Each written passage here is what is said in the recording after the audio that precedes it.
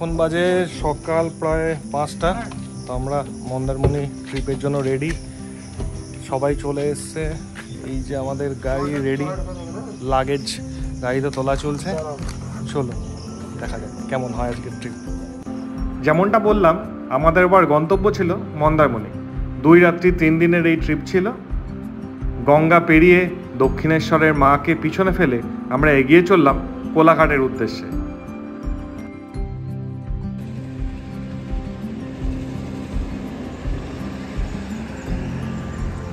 চলে আসলাম শের বেঙ্গল ধাবা। 5টায় স্টার্ট করেছিলাম, এখন বাজে সকাল 7:30টায়। শের বেঙ্গল ধাবার সামনে চলে এসেছি, এখানে করবো ব্রেকফাস্ট। এই আমার সাথে রয়েছে কৌশিক। হ্যালো, কিরে কেমন লাগছে? খুব ভালো লাগছে, এত সুন্দর ওয়েদার। এক্সপেক্ট করছি ওখানে যাওয়ার পর এরকমই ওয়েদার থাকবে, বাকিটা তো একদম। হ্যাঁ, আশা করছি। রোদ নেই একটুও, তো ভালোই লাগছে। রোদ থাকলে একটু কষ্ট হয়, রোদ নেই, ভালো লাগছে। সঙ্গে এই যে মৃত্যুন্দা।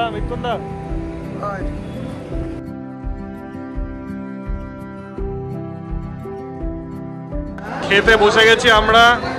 প্লেটে চলে এসছে আলুর পরোটা। ব্রেকফাস্ট করে আমরা আবার এখান থেকে এগোবো দীঘার দিকে।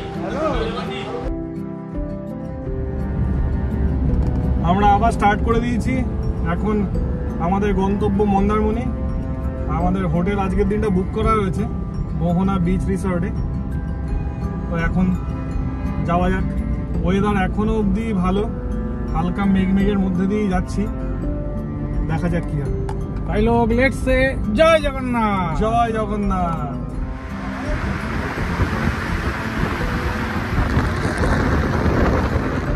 আর মোটামুটি 30-35 কিলোমিটার মতো বাকি। এগিয়ে চলেছি মন্দারমণির দিকে। এই আমাদের প্রথম সমুদ্র দর্শন।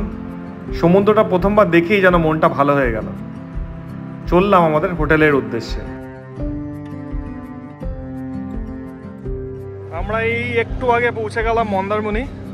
হোটেল মোহনাতে আমরা চেক ইন করেছি। এখনও আগের বোর্ড আর ঘর ছাড়িনি, সেজন্য ঘরে যেতে পারিনি। আপনাদেরকে হোটেলের ওভারভিউটাও একটা দেবো, এই ভিডিওর মধ্যেই থাকবে। কিন্তু সমুদ্রটা আগে একটু দেখে নিই, যেটা দেখতে এত আশা। এই বর্ষাকালে সমুদ্র দেখার একটা আলাদাই মজা আছে। আর কাকতালীয় হবে আজকে। জোয়ারটা কিছুক্ষণ আগেই শেষ হয়ে গেছে, কিন্তু এখনও সমুদ্রটা পুরোপুরি পিছিয়ে যায়নি। মন্দারমণিতে যেটা হয় যে সমুদ্র অনেক পিছিয়ে যায়, সেটা হয়নি। দেখুন কত সুন্দর লাগছে। সবাই স্নান করছে। যেহেতু আমরা এখনো রুম পাইনি, সেহেতু আমরা এখনো নামতে পারছি না। পরে জামা কাপড় ছেড়ে নাম। রিসর্ট মোহনা বিচ রিসর্ট আমি রেকমেন্ড করব। মিড বাজেটে যদি কোথাও থাকতে ইচ্ছা করে তাহলে অবশ্যই এটাতে বুক করতে পারেন। খুবই সুন্দর, স্পেশালি এদের হসপিটালিটি খুবই ভালো। সুন্দর ঝাউবন আছে, এই জায়গাটা বসে থাকা যায়। এই যে দোলনাও করা রয়েছে, দোলনার মধ্যে দোল খেতে পারবেন। মোহনা বিচ রিসর্ট, দেখুন ঝাউবনটা কি সুন্দর লাগে।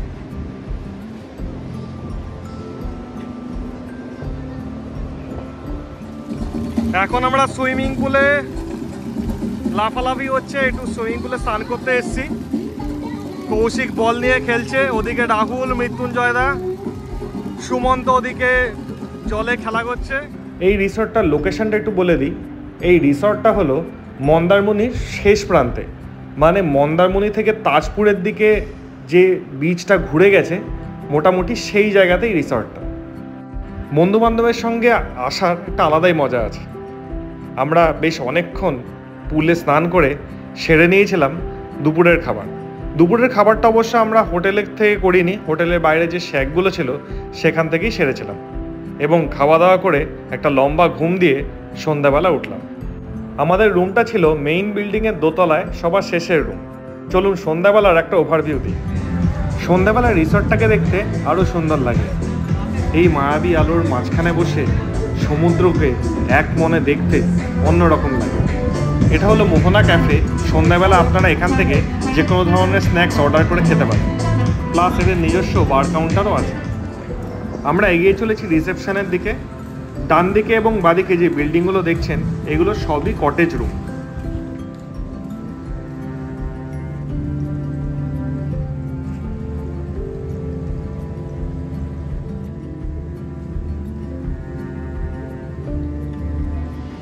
চলে এসেছি সমুদ্রের পাড়ে, আর সঙ্গে সমুদ্রের হাওয়া। ওহ, কি দারুণ লাগছে। সন্ধ্যাবেলা হালকা মনে হচ্ছিল কি খাই, হঠাৎ করে দেখি এই লঙ্কার বড়াটা দাদা ভাজছে। চলে গেলাম লঙ্কার বড়া খেতে। বিশ্বাস করুন, লঙ্কার বড়াটা ছিল অসাধারণ। আপনারাও যদি মন্দারমণিতে গিয়ে এই গাড়িটাকে দেখতে পান, আমি বলবো অবশ্যই এই দাদার থেকে লঙ্কার বড়া কিনে খান, হেভি লাগবে।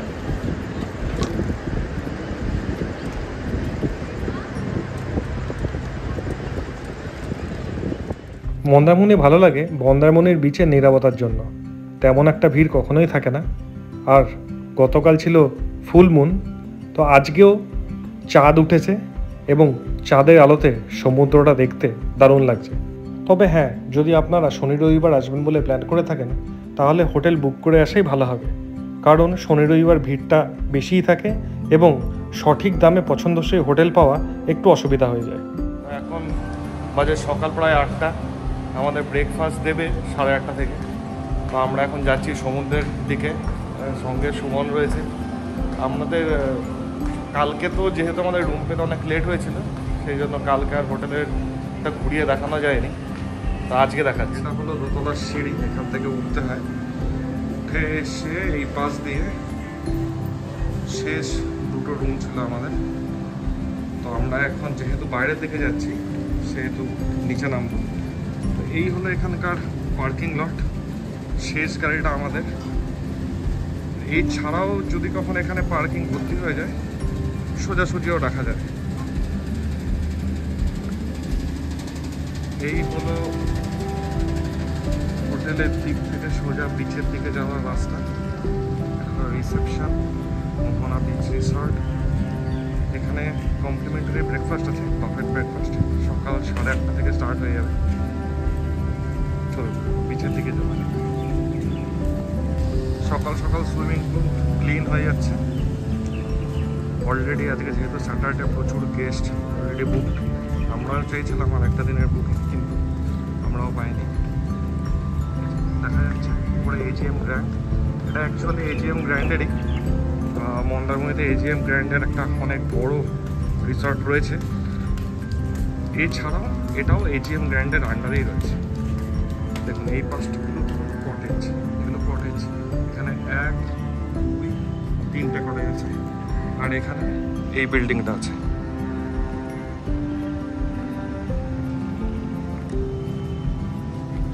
এখানে উপরে নিচে দুদিকেই রুম আছে, আপনারা বুক করতে পারেন। এই রুমের ট্যারিফগুলো মোটামুটি মনে হয় 4,000-এর উপর থেকে পার ডে। সমস্ত রুমগুলোর সাথেই ব্রেকফাস্ট ইনক্লুডেড।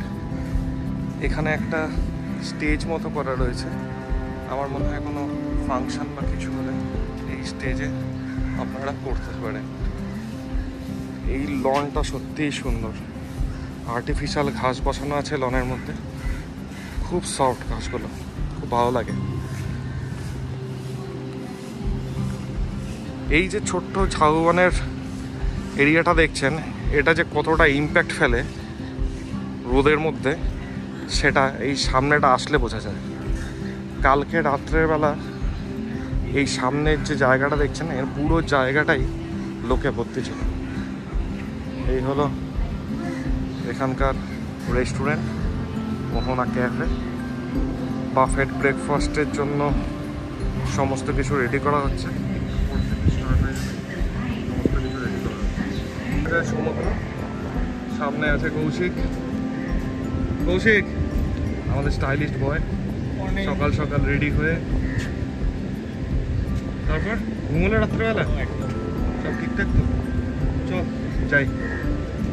তবে একটা জিনিস এবার মন্দারমণিতে সেটা ভালো দেখলাম, যেটা মেইনলি বর্ষাকালেই মনে হয় এটা হয়। সমুদ্র অন্যান্যবার আমরা এসে সমুদ্র পাই প্রায় 2 কিলোমিটার দূরে। এখান থেকে 2 কিলোমিটার তো না হলেও 1.5 কিলোমিটার দূরে, মানে সমুদ্র দেখা যায় না অ্যাকচুয়ালি। আপনাকে হেঁটে হেঁটে অনেকটা যেতে হবে, তারপরে গিয়ে সমুদ্রের ফিল পাবে। কিন্তু এইবার কালকে থেকে আমি দেখছি সমুদ্র কিন্তু অনেকটাই কাছে। এই সময়টা পশ্চিমবঙ্গে প্রচুর বৃষ্টি হয়েছে, হয়তো সেই কারণেই এটা হয়েছে। তবে সমুদ্র কিন্তু প্রচুর কাছে, এবং কাছে থাকার জন্য হোটেল থেকে বেরিয়ে যে সমুদ্রের ভাইবটা সেটা এনজয় করা যাচ্ছে।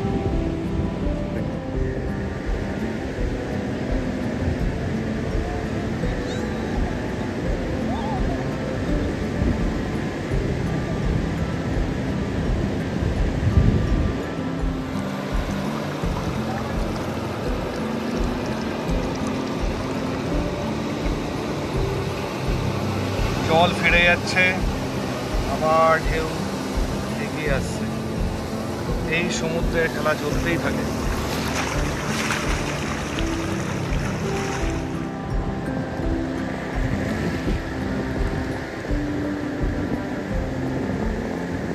দূরে তাজপুর লাইট হাউস, এদিকটা হলো মন্দারমণি।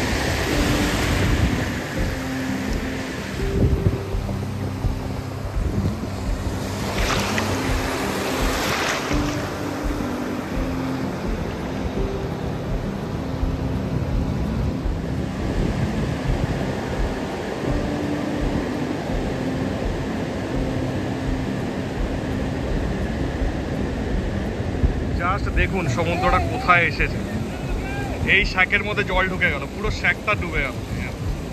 শ্যাক এতক্ষণ অবধি শ্যাকটা শুকনো ছিল, এই জাস্ট শ্যাকটা পুরো মধ্যে জল এসে ঢেউ এসে ঢুকে গেল। এমনি সমুদ্রের জল পরিষ্কার, তবে মানুষ ডাব খেয়ে জায়গাগুলোকে নোংরা করেছে, সেই ডাবগুলো আবার সমুদ্রের জলেই ভেসে এসে আবার পাড়ে এসে জমা হচ্ছে, এটাই বাজে। বাকি তো সমুদ্র সৈকত সুন্দরই লাগে সবসময়, আর এখন তো দারুণ ঢেউ। ওই দেখুন বাইকটা উল্টে পড়েছে, একটু আগে ওখানে ঢেউ গেছিল, বালি সরে গেছে, বাইকটা উল্টে পড়ে গেছে। এই আমার পায়ের তলা দিয়ে বড় বড় ঢেউ, বড় ঢেউ।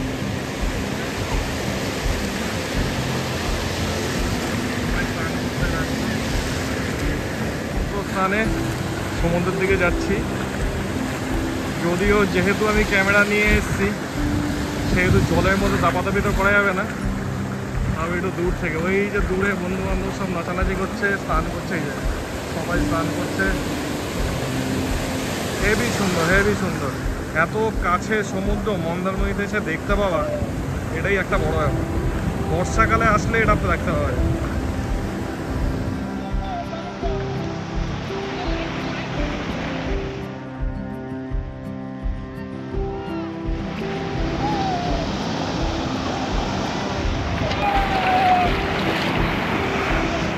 আমাদের আজকের প্ল্যান দীঘা, মোহনা, উদয়পুর আর দীঘার এই মুহূর্তের প্রধান আকর্ষণ দীঘার জগন্নাথ মন্দির।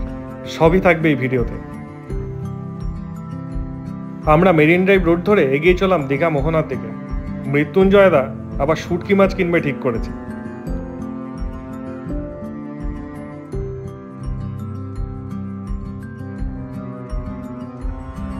আমাদের আজকে আমরা এখন চলেছি উদয়পুরের দিকে। আমরা মন্দারমণিতে ছিলাম গতকালকে মোহনা বিচ রিসর্টে, তো আমাদের একদিনেরই বুকিং ছিল ওখানে, তো ওখান থেকে বেরিয়ে আজকে আমরা অন্য একটা রিসর্টে মুভ করে গেছি, ওখানে লাগেজ রেখে এখন চলেছি উদয়পুরের দিকে।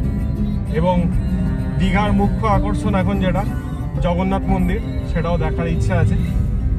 চলো, পৌঁছে গেছি উদয়পুর। শনিবারের বাজার মনে হচ্ছে যেন দীঘাতে মেলা বসেছে, প্রচুর লোক, পুরো গিজগিজ করছে উদয়পুর। দেখুন ভিতরে, আমরা উদয়পুরের ভেতর দিয়ে এখন যাচ্ছি হেঁটে হেঁটে, সব দোকান।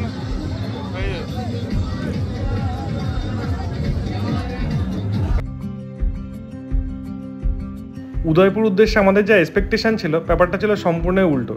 প্রথমত প্রচণ্ড গরম, তার মধ্যে প্রচুর ভিড় এবং সঙ্গে সমুদ্রে কাদা জল। উড়িষ্যার দিকে বন্যা হওয়ায় উদয়পুরের সমুদ্রের জল ছিল সম্পূর্ণ কাদা। সে জন্য সমুদ্রে পা চুবিয়ে কিছুক্ষণ সময় কাটাবো শ্যাকগুলোতে বসে, তার কোনো প্রশ্নই ছিল না। তাই কিছুক্ষণ উদয়পুরে সময় কাটিয়ে ফিরে চললাম জগন্নাথ মন্দিরের দিকে। পৌঁছেছি দীঘার সর্বশ্রেষ্ঠ আকর্ষণ এই মুহূর্তে, দীঘার জগন্নাথ মন্দির। আমরা 6 নম্বর গেট দিয়ে ঢুকেছি। 6 নম্বর গেটের উল্টো দিকেই কার পার্কিং। যারা পার্সোনাল নিজেদের গাড়ি নিয়ে আসছেন তাদের জন্য বেস্ট অপশন হলো 6 নম্বর গেট। উল্টো দিকে গাড়ি পার্ক করে দেবেন, পার্ক করে একটুখানি হেঁটেই মন্দিরে ঢোকার রাস্তা। মন্দিরের ভেতরে জুতো পরে অ্যালাউড নয়, তো আমরা গাড়িতেই জুতো খুলে রেখে এসেছি এখানে। এছাড়া মন্দিরের ভেতরে পার্স অ্যালাউড, এছাড়া অন্য কোনো ব্যাগ থাকলে ব্যাগটাকে রেখে আসতে হবে। আর কোনো রকম নেশার দ্রব্য যদি থাকে সেগুলো স্ট্রিক্টলি প্রহিবিটেড, ওগুলোকে বাইরেই রেখে আসতে হবে। এছাড়া অন্য কোনো অসুবিধা নেই। তো আমরা মন্দির ভিতরে ঢুকে গেছি। ভিতরে অনেকটা জায়গা দেখুন।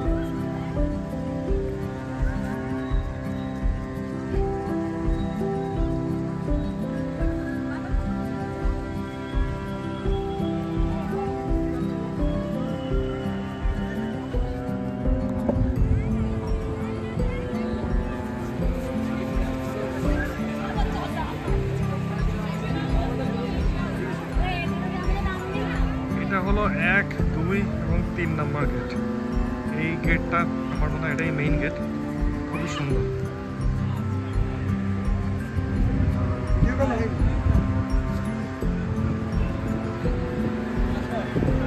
দীঘার মন্দিরের ভেতরটা যথেষ্ট বড় এবং আপনারা হাতে সময় নিয়ে যান এবং ভেতরটা সত্যিই সময় কাটানোর জন্য খুবই সুন্দর।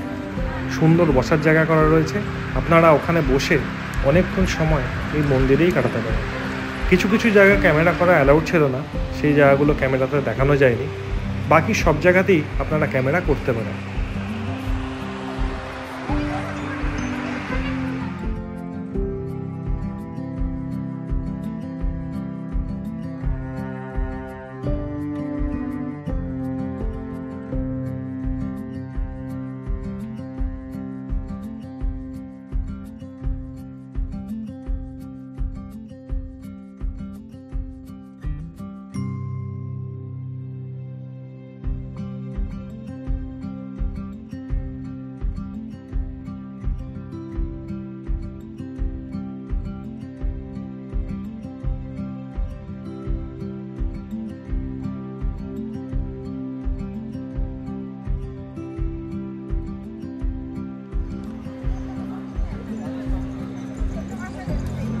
ঘোরা প্রায় শেষ।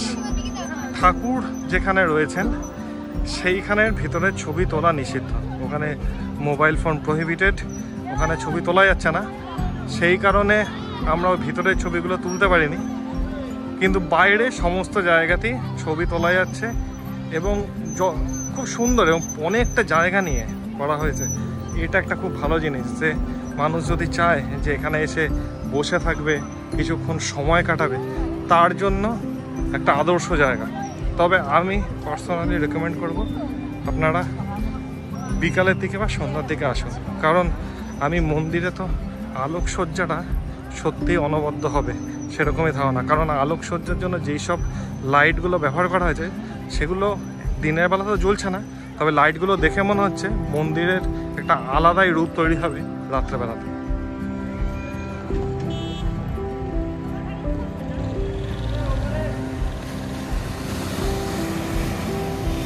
আজ আমাদের ফিরে যাওয়ার বিদায় জানানোর সময় এসে বেরিয়েছিলাম একটু পাশাপাশি ঘুরতে, তো তাজপুরের সামনে কিছুক্ষণ দাঁড়ালাম। আমরা বেরিয়ে যাব। আজকে ওয়েদারটা বেশ মেঘলা এবং বৃষ্টিও হয়েছে। আবার দেখা হবে অন্য কোনো ভিডিওতে, আবার নতুন পুরো ট্যুরে। আমাদের চ্যানেলটাকে সাবস্ক্রাইব করুন, আমাদেরকে সাপোর্ট করুন, অনেক ঘুরুন এবং আনন্দে থাকুন। ভালো থাকবেন, আবার দেখা হবে। টাটা।